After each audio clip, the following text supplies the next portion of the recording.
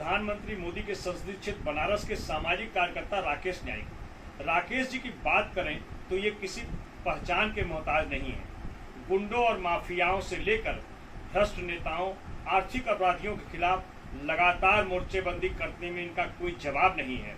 यह बात अलग है कि राकेश जी कलम के सिपाही हैं, लिहाजा इनकी लड़ाई न्याय के मंदिर में होती है। राकेश जी, पिछले 3 वर्षों में कौन लोग आपके निशाने पर रहे और क्या हुआ उनका हश्र? जी, आपने बहुत ही अच्छा प्रश्न उठाया, उसके लिए आपको धन्यवाद।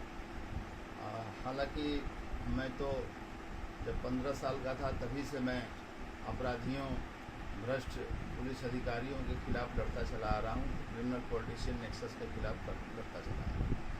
पिछले 3-4 सालों में जो आपने पूछा है हमसे, तो एक तो निलंबित ARTO भ्रष्टतम से भ्रष्टतम अधिकारी आरेश यादव, ये आर्थिक जो उन्होंने आर्थिक रूप से घोटाला किया, गबन किया और मनमानी तरीके से ट्रकों की ओवरलोडिंग और तमाम प्रॉपर्टी बनाया, होटल बनाया, तमाम ज़मीनें खरीदा, गांव पे ज़मीन खरीदा। मैंने उसका सब भंडा फोड़ किया, FIR दर्ज कराया और मैं उसको जेल भिजवाया और वो करीब जो है 3 साल जेल काट चुका है। और अलावा इसके मैं आपको बताना चाहता हूँ, ब्रजेश सिंह जो माफिया डॉन हैं और बहुत ही हिंसक प्रवृत्ति का कुख्यात डॉन है वो, और अपने बाप का बदला तो कहता है कि मैंने अपने बाप का बदला लेने के लिए किया। उसके बाप को जिसने मारा था 66/85 थाना चौबेपुर, अपराध संख्या हरिहर सिंह हत्याकांड। हरिहर सिंह को मार लिया अपने भाई हरि सिंह के साथ मिल के। उसके बाद रघुनाथ यादव को मारा उसने जो है गुजरात में, ठीक है, 2 मर्डर उसने किया। पांचू सिंह खुद और बंसी सिंह का खुद एनकाउंटर हो गया और अलावा इसके ओम प्रकाश सिंह, लुल्लू सिंह का भी एनकाउंटर चंदौली में हो गया। तो बचा कौन? तो फिर कोई बचा नहीं। तो फिर आप जराइम की दुनिया में आप जो है 200 मर्डर करने क्यों गए? जे हॉस्पिटल कांड आपने दाऊद इब्राहिम के बहनोई का जो है बदला लेने के लिए आपने जो है पूरे दहला देने वाला घटना मुंबई का रहा है, आपने ये काम किया। तो आप ये नहीं कह सकते कि साहब हमने अपने बाप के लिए किया। अरे बाप के लिए किया, फिर पूरा धनोपार्जन कर रहे हो, तुम गुंडा टैक्स वसूल रहे हो। जेल नहीं जो है वो एक तरह का क्या कहा जाए, नर्तकी खाना हो गया है। 2-2 बजे रात तक जो है वहाँ पर व्यापारी पकड़ के आते हैं और उनसे वसूला जाता है, रंगदारी वसूलते हो। क्या करते हो ब्रजेश सिंह, क्यों करते हो तुम? अब अपने बाप के सारे लोगों का बदला ले लिया, कुछ लोगों को पुलिस ने मार दिया, बात खत्म हो जानी चाहिए थी और तुमको वाल्मीकि की तरह जिंदगी बिताना चाहिए था, न कि फिर जाकर जो है अपने दोस्त के समर्थन में तुमने जाके जो है सिकरौरा का नरसंहार कांड किया। 5 छोटे बच्चों को तुमने काटा। ये बहुत ही क्रूएल्टी है तुम्हारे अंदर और तुम्हारी क्रूएल्टी को मैं तो देख ही रहा हूँ। तो ये ब्रजेश सिंह हो गए। हाई कोर्ट में हमारा जो है पेंडिंग है, मेरी अपील एडमिट है हीरावती देवी जी का, गवर्नमेंट अपील भी एडमिट है, मुकदमा वहाँ चल रहा है। यहाँ के जज जो था उसको इन्होंने पैसा देकर और यहाँ से वो छूट लिए। तो खैर, और अलावा इसके जवाहर जायसवाल, विजय जायसवाल, हीरा जायसवाल, राजदेव सिंह और आपके मुन्ना बजरंगी तो हद हो गए, उनके खिलाफ भी मैंने लड़ा, जम के लड़ाई लड़ा। तो तमाम ऐसे रहे हैं मुद्दे जो मैंने उस पे सामाजिक मुद्दे भी थे, महिला उत्थान की बातें थी और गरीबी की रेखा से नीचे जीवन यापन करने वाले मजदूरों, गरीबों, मजलूमों, असहाय पीड़ितों का मैं सहारा बना और जितना भी हो सकता है अपनी क्षमता के अनुसार मैं करता हूँ। कानूनी मदद करता हूँ, आर्थिक मदद करता हूँ और हर तरीके से मैं उनको समाज को हमेशा मैं जिंदा दिल बनाना चाहता हूँ कि समाज का हर वर्ग, ठीक उसी तरह जैसे अंग्रेज़ों के खिलाफ चंद लोगों ने जो है ब्रिटानिया हुकूमत के खिलाफ आंदोलन की घोषणा की थी, लेकिन बहुत लंबा ये आंदोलन बनता गया, करोड़ों लोग जुड़ गए। तो मैं समाज को जागरूक कर रहा हूँ और इसमें समाज जागरूक भी हो रहा है। अगर समाज जागरूक नहीं होता तो अभिनव सिंघल जैसा नमामि गंगे का प्रोजेक्ट मैनेजर वो जो है धनंजय सिंह के खिलाफ अगर मुकदमा दर्ज करा रहा है तो कहीं ना कहीं राकेश न्यायिक रेलिवेंट्स हैं और सार्थक मेरा प्रयास है, ये देखने को मिल रहा है। लेकिन बड़े ही बड़े राकेश जी, लॉकडाउन की इस विकट परिस्थिति में राकेश जी, लॉकडाउन की इस विकट परिस्थिति में आपके निशाने पर कौन है? जी, लॉकडाउन देखिए, लॉकडाउन हो या कोरोना संकट कह लीजिए या कोई भी संकट कह लीजिए, लेकिन हम बचपन से, मेरा ये रुझान है कि मैं बचपन से और आज तक मैं अन्याय बर्दाश्त नहीं कर सकता और किसी के साथ हो। अगर समाज कोई गुंडा जो गुंडागर्दी करके धनोपार्जन करता है, रंगदारी करता है, अपहरण करता है, हत्या कराता है, हत्या का प्रयास कराता है, तो ऐसे डकैती डालता है, ऐसे लोगों के खिलाफ मैं कहर बनकर उनके ऊपर टूट पड़ता हूँ। अभिनव सिंघल के मामले में 10 तारीख की FIR है, 11 का मेरा कॉन्फ्रेंस है, 12 को जो है अभिनव सिंघल को डरा धमका कर जो है मुकदमे में CGM कोर्ट में, CGM माननीय न्यायालय CGM जौनपुर की कोर्ट में वो एफिडेविट डाल देता है। एफिडेविट उसके वकील साहब डाल देते हैं और जब अदालत कहता है पुट अपॉन विथ फाइल 14 मई, तो जब फाइल के साथ पेश हुआ तो अदालत ने ये सवाल किया कि भाई वकील साहब अभिनव सिंघल कहाँ है? इस पे जो फोटो लगा है, जो साइन है और जो मैटर लिखा हुआ है, हम उसको तस्दीक करना चाहते हैं और बिना मुकदमावादी के जो है हम कैसे इसको तस्दीक कर सकते हैं? हम इसको सेंड टू IO नहीं करेंगे, सेंड टू SP नहीं करेंगे और आप अभिनव सिंघल को लाइए, मैं आपको मौका देता हूँ। लोगों ने कहा कि साहब 20 तारीख को धनंजय सिंह का बेल जिला जज के यहाँ लगा हुआ है, उन्होंने कहा ठीक है 20 तारीख में डाल दे रहा हूँ, लेकिन मैं सेंड टू IO नहीं करूँगा जब तक अभिनव सिंघल नहीं आएंगे। तो ये बात हो गई। अब मैं कहना चाहता हूँ कि अभिनव सिंघल का कुछ अता पता नहीं है। अभिनव सिंघल इस समय कहाँ है वो मुझे पता है। अभिनव सिंघल ने हमसे बात भी 14 मई को किया था, 5 मिनट 7 सेकेंड, 5 बजे शाम को कॉल आई थी उनकी, उन्होंने अपनी सब आपबीती बताई हमको। हमने कहा ठीक है, I will be support to you in this matter, आप परेशान मत होइए और मैं लगा हूँ, मैं जितना हो सकता है मैं करूँगा आपके लिए, लेकिन डट कर खड़े रहिए। लेकिन डट के क्या खड़ा रहना? 2 करोड़ रुपया ये धनंजय सिंह ने उनसे, गोंडा के सांसद ब्रिजभूषण शरण सिंह जो बड़े ही कद्दावर टाइप के गुंडा रहे हैं अपने ज़माने के और आज वो बहुत बड़े माफिया हैं।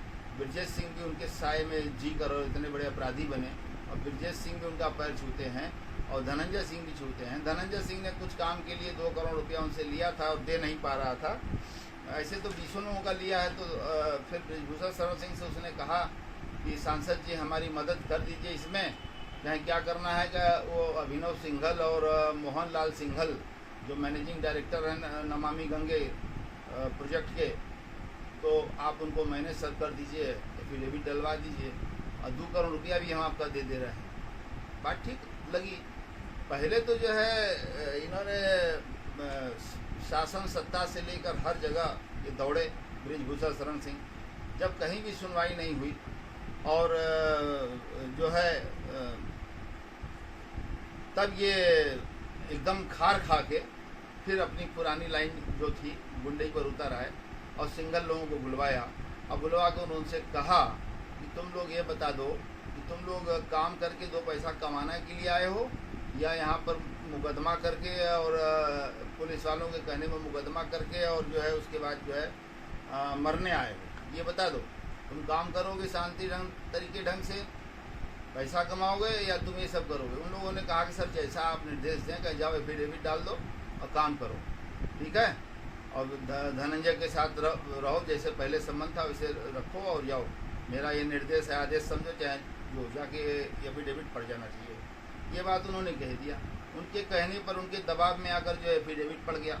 अब जो है साहब क्या है, अब एफिडेविट में लिखा जा रहा है कि धनंजय सिंह के खिलाफ जो है पुलिस ने जब ज़बरदस्ती हमसे लिखवा दिया, मेरी मानसिक स्थिति नहीं थी और अच्छी नहीं थी और मैं बहुत परेशान सा था। अरे अजीब सी बात है, अगर आपकी मानसिक स्थिति नहीं है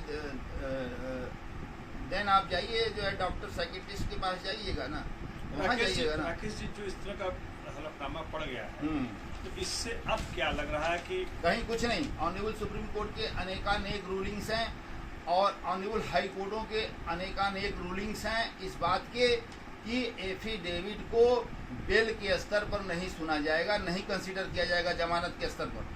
जमानत के स्तर पर इसको एफिडेविट नहीं पढ़ा जाएगा, कोई बयान नहीं लिया जाएगा। ये सब चीज़ें ट्रायल के अंतर्गत होगा। किसी के खिलाफ झूठा मुकदमा, अगर मान लीजिए सिंघल जी ने मुकदमा लिखवाया है और अगर ये हलफनामा दे रहे हैं कि मैंने मानसिक स्थिति ठीक नहीं तब मैंने लिखवा दिया, भाई सीआरपीसी 182 के तहत जो है आईओ कार्रवाई करे, इनके खिलाफ रिपोर्ट भेजे अगर इन्होंने झूठा कराया है। लेकिन झूठा कैसे है? 161 दंड प्रावधान संहिता के तहत इन्होंने जो है आईओ को बयान दिया है और पार्ट ऑफ केस डायरी है, पार्ट ऑफ केस डायरी है। घटनास्थल का निरीक्षण मुआयना कराया है, पार्ट ऑफ केस डायरी है। और सबसे बड़ी बात है कि भाई आपका अपहरण हुआ बाकायदा, और आप लिख भी रहे हैं कि विक्रम सिंह नाम का आदमी ने हमको अपहरण किया, जो धनंजय सिंह का दाहिना हाथ है, और पकड़ के ले गया उनके बंगला में और हमको हड़काया गया, हमको पिस्तौल लगा दिया काले रंग का जो है वो धनंजय सिंह ने। और ये सारी चीज़ें आप कह रहे हैं। 364 अपहरण, 386 रंगदारी, 504 गाली गलौज, 506 धमकी, और एक धारा पुलिस इसमें लगाना भूल गई 342 गलत तरीके से किसी को कहीं किसी कमरे में या किसी मकान में गलत तरीके से उसको रोके रखा जाना, 342 ये छूट गया। खैर कोई बात नहीं। और 120 भी आईपीसी भी छूट गया। ये कॉन्स्पिरेसी की तहत जो ये काम हुआ ये भी छूट गया, कोई बात नहीं। हमें चिंता ये है, इस बात की चिंता है कि अभिनव सिंघल की कहीं हत्या न हो जाए। और अभिनव सिंघल को अदालत माननीय सीजीएम महोदय ने तलब किया, भाई उनको बुलाइए, लेकिन वो नहीं हाजिर हो रहा है। उनके वकील दलील दे रहे हैं कि साहब पुलिस नहीं आने दे रही है। लेकिन मुझे जो मालूम है कि अभिनव सिंघल का अपहरण कर लिया गया है और अपहरणकर्ता जो है वो कहाँ पर उनको रखा है वो हम रहस्य उद्घाटन करना चाहते हैं।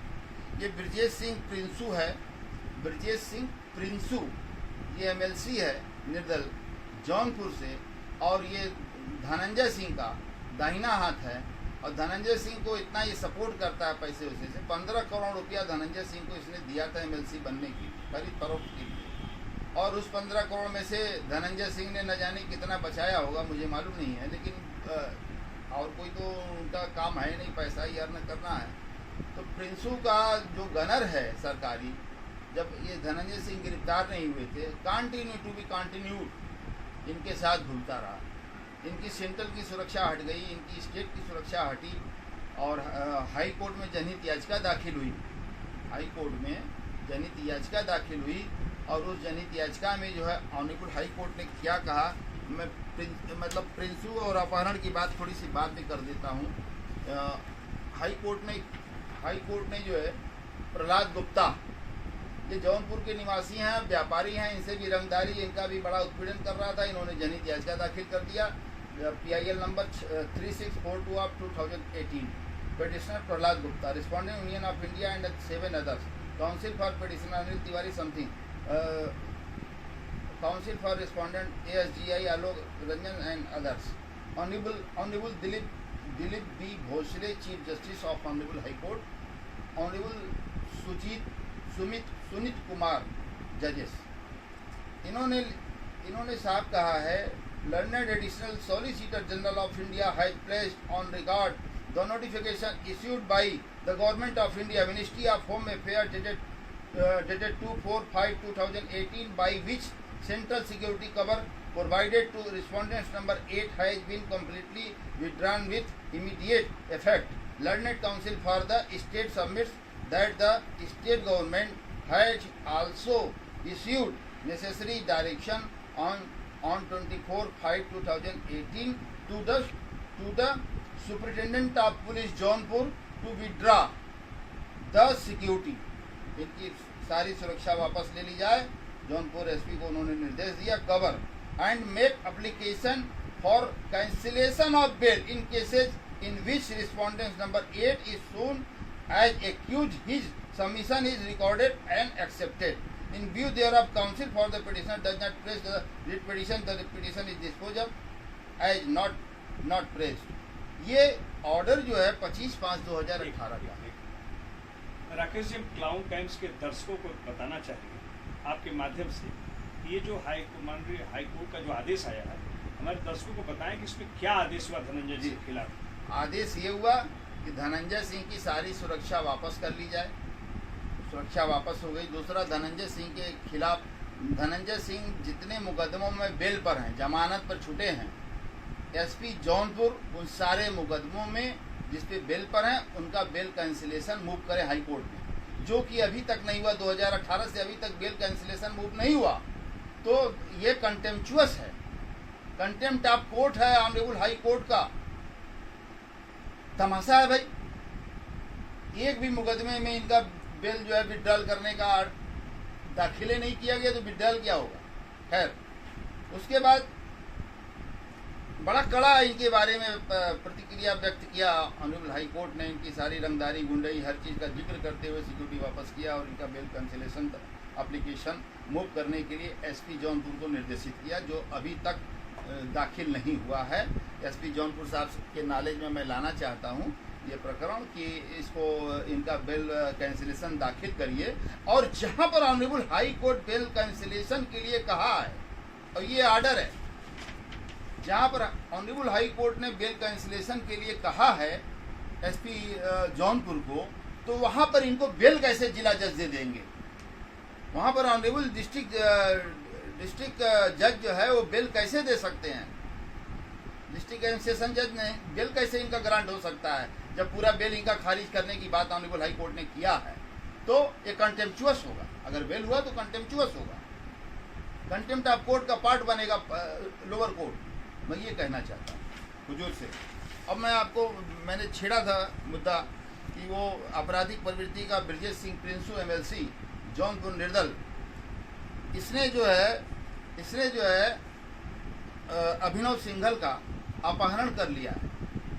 इस MLC ने अपहरण करके उसको बांध के रस्सी में जो है, ये फ्लैट नंबर 704, फ्लैट नंबर 704, ये बहुखंडी गोमती नगर, ये जो है विधायकों के आवास के लिए फ्लैट सब बुक है। 11 मंजिला है, 7वें मंजिला पर उसको रखा गया है। तो अभिनव तत्काल जो है पुलिस प्रशासन, STF के लोग इसका संज्ञान लें और अभिनव सिंघल को उनके पंजे से मुक्त कराएं, वरना मारकर लाश जो है ये लोग फेंक देते हैं, गायब कर देते हैं, और उसके साथ 302 के साथ 201 लगा देते हैं और 120 भी लगा देते हैं। अपने कर्मों का इतिश्री कर लेते हैं। मैं ये कहना चाहता हूँ। खैर, आपने किसी उच्चाधिकारी को इसकी सूचना दी है? मैंने जितने भी उच्चाधिकारी हमारे हैं जोन के और मंडली हैं, मैंने सबको सूचना दिया है। माननीय मुख्यमंत्री जी को भी मैंने भेजा है, और मैं चाहता हूं कि इनकी रीढ़ की जो स्पाइनल कॉर्ड है ये टूटे। पुलिस ने बड़ी तत्परता से 2 बजे रात को अरेस्टिंग किया। जो अपहरण किया गया उस पर जो अपहरण किया है, इसकी सूचना तो मैं आपके माध्यम से दे रहा हूं। अभी तो मुझे मालूम हुआ है, जब मैं कंफर्म हो गया इस न्यूज़ पे, तो मैं आपको ये सूचना दे रहा हूं आपके माध्यम से, क्लाउन टाइम्स के माध्यम से, आप माननीय पत्रकार महोदय के माध्यम से मैं ये सूचना शासन प्रशासन सबको दे रहा हूँ कि अविलंब अभिनव सिंघल को वहाँ से बरामद करके उसकी जान बचाई जाए, वरना मैसेज बहुत गलत जाएगा। क्लाउन टाइम्स से बातचीत करने के लिए आपका बहुत बहुत धन्यवाद। बहुत बहुत धन्यवाद आपका भी, बहुत बहुत धन्यवाद।